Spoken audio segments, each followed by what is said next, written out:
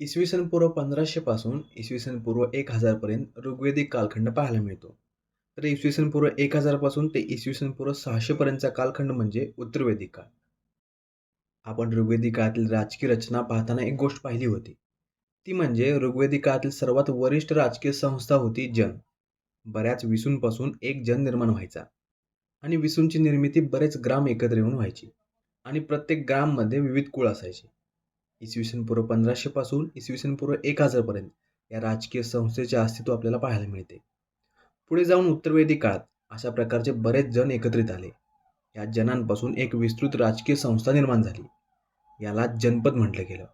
जनपद या शब्दाचा अर्थ लावायचा झाला तर जन म्हणजे लोक आणि पद म्हणजे पाय. यावरून आपल्याला लक्षात येते की या काळात आता लोक एका जागेवर स्थिर होऊ लागले होते. लोकांचे राहणीमान स्थिरावले होते. या जनपदांची स्वतःची एक भौगोलिक सीमा असायची. जनपदांना राष्ट्र या नावानेही ओळखलं जातं. जनपदाच्या प्रमुखाकडे म्हणजे राजाकडे अतिरिक्त अधिकार असायचे. याबद्दल आपण मागील भागात बघितलेलं आहे. तर उत्तरवेदिक काळात बरेच जनपद निर्माण झाले होते. या जनपदांमध्ये आपापसात संघर्ष व्हायचा. यांच्यापैकी एकाची हार व्हायची तर एक जनपद विजय साजरा करायचे. तर ज्या राजाचा पराभव झालेला आहे त्याला विजयी राजाला खंडणी द्यावी लागायची. पण यामध्ये एक वैशिष्ट्यपूर्ण बाब आहे. युद्धानंतर जिंकलेला राजा हारलेल्या राजाच्या भूमीवर आक्रमण करत नव्हता. म्हणजे पराभूत साम्राज्याचा भूभाग ताब्यात घेत नव्हता. आता हे ऐकून मला सुद्धा प्रश्न पडला होता की युद्ध जिंकून सुद्धा हा राजा पराभूत पक्षाचा भूभाग ताब्यात का घेत नव्हता?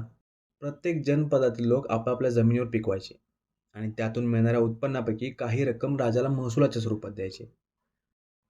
पण ही महसुलाची रक्कम खंडणीच्या रकमेपेक्षा बरीच कमी होती. यामुळेच जिंकलेला राजा पराभूत राजाकडून खंडणी वसूल करण्यास प्राधान्य द्यायचा. ही व्यवस्था इसवी सन पूर्व 600 पर्यंत सुरू होती.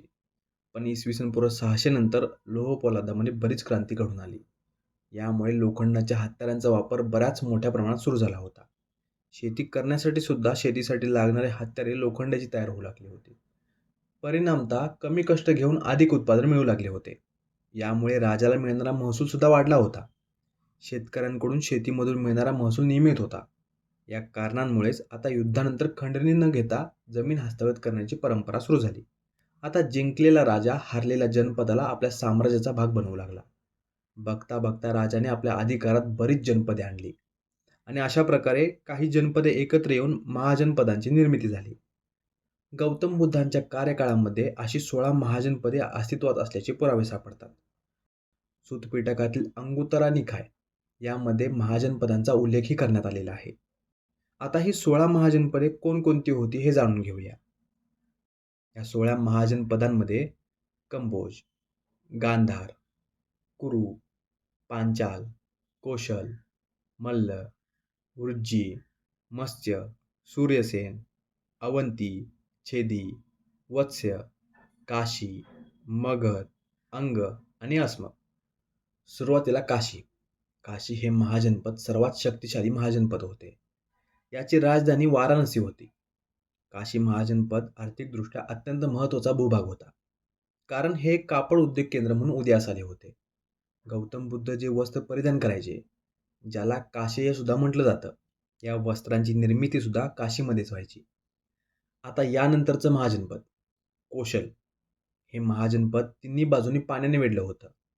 पश्चिमेला गोमती नदी, दक्षिणेला सियांतिका. या नदीला साईन सुद्धा म्हटलं जातं. तर उत्तरेला होती गंडक नदी. याचा विस्तार जवळजवळ नेपाळ पर्वतापर्यंत पसरलेला होता. यांची राजधानी होती अयोध्या.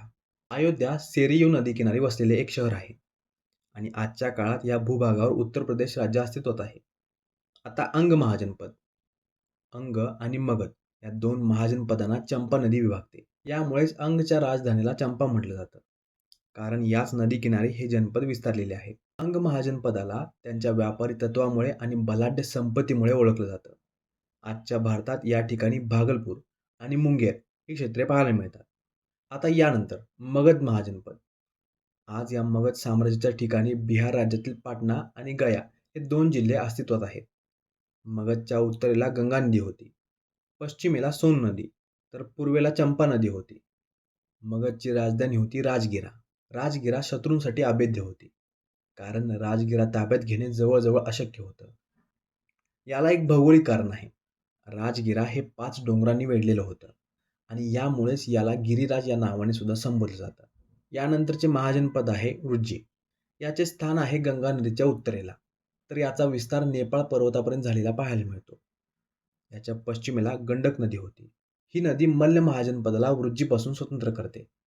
वृज्जीला 8 कुळांचा महासंघ सुद्धा म्हटलं जातं. यामध्ये विदेयास, लिच्छवी, जिनात्रिका आणि वज्जीसारखे काही कुळ होते. या कुळांमध्ये घराणेशाही पद्धत अस्तित्वात होती. म्हणजे राजाचा उत्तराधिकारी हा त्याचाच मुलगा व्हायचा. पण कालांतराने ही पद्धत बंद झाली. आता यांचा राजा राजघराणेशाहीच्या बाहेरील होता. गौतम बुद्ध आणि भगवान महावीर यांच्या काळात ही पद्धत संपुष्टात आली. आता यानंतरचे महाजनपद मल्ल. असं म्हटलं जातं की मल्ल महाजनपदाला 5,000 प्रतिनिधी चालवायचे. हे महाजनपद 2 भागात विभागले होतं. यामध्ये एक होते कुशीनगर, जे गोरखपूर जवळ आहे, आणि दुसरी राजधानी होती पावा. पावाचे लोकेशन पटना शहराजवळ आहे. मल्लांच्यात सुद्धा सुरुवातीला घराणेशाही अस्तित्वात होती, पण काही काळानंतर ही पद्धत बंद करून त्या ठिकाणी एक लोकशाही पद्धतीला अनुसरून मंडळ अस्तित्वात आलं. आता यानंतर चेदी महाजनपद. शुक्तिमती ही यांची राजधानी होती. बुंदेलखंडच्या पूर्वेकडे शुक्तिमतीचे स्थान आहे. यानंतर सूरसेना महाजनपद. यांची राजधानी होती मथुरा. मथुरा आजच्या उत्तर प्रदेशाचा भाग आहे.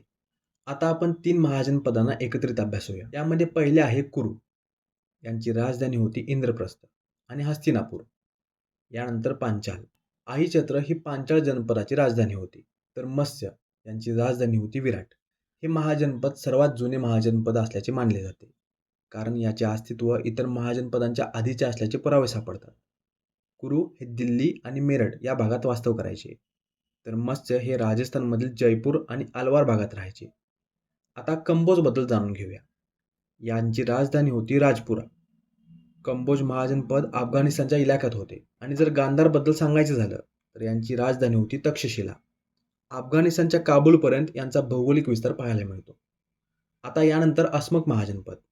अस्मक जनपद हे आजच्या महाराष्ट्रात येते. याचा विस्तार गोदावरी नदीच्या खोऱ्यात झालेला आहे. पोटली किंवा पोदाना ही यांची राजधानी होती. आता यानंतर अखेरचे महाजनपद अवंती. याचे स्थान सध्याच्या मध्य प्रदेशमध्ये माळवा पठाराच्या भागात पाहायला मिळते. यांचे सुद्धा 2 भागात विभाजन झालेले आहे. माहेशमती ही यांची दक्षिणेकडील राजधानी होती, तर उज्जैन ही उत्तरेकडील राजधानी होती. या दोन्ही राजधान्यांपैकी उज्जैनला सर्वाधिक महत्त्व प्राप्त होतं. तर हे आत्तापर्यंत बघितलेले 16 महाजनपदे इसवी सन पूर्व 600 काळामध्ये अस्तित्वात होती. पण जसजसा काळ उलटत गेला तसतशी कमजोर आणि लहान महाजनपदे नष्ट झाली. आता ही नष्ट झाली म्हणजे दुसऱ्या बलाढ्य महाजनपदांनी यांच्यावर आक्रमण केलं, त्यांचा भूभाग आपल्या ताब्यामध्ये घेतला. इसवी सन पूर्व 6व्या शतकाच्या मध्यापर्यंत फक्त 4 महाजनपदांचे अस्तित्व टिकून राहिले होते. ही 4 महाजनपदे होती कोशल, अवंती, मगध आणि वत्स्य. यानंतरच्या काळात राजकीय वर्चस्वासाठी या 4ही महाजनपदांमध्ये चढाओढी सुरू झाल्या. यांच्यामध्ये बरीच युद्धे झाली. या लढायांमध्ये मगध जनपद विजयी झाले. या विजयामुळेच उत्तर भारतातील राजकीय केंद्र मगध साम्राज्य बनलं. आतापर्यंत आपण 16ही महाजनपदांचा विस्तृत अभ्यास केलेला आहे. प्राचीन भारताच्या इतिहासातील अशीच माहिती मिळवण्यासाठी बुक्स तावा प्लेलिस्टला फॉलो करा. Thank you for watching and supporting books तावा.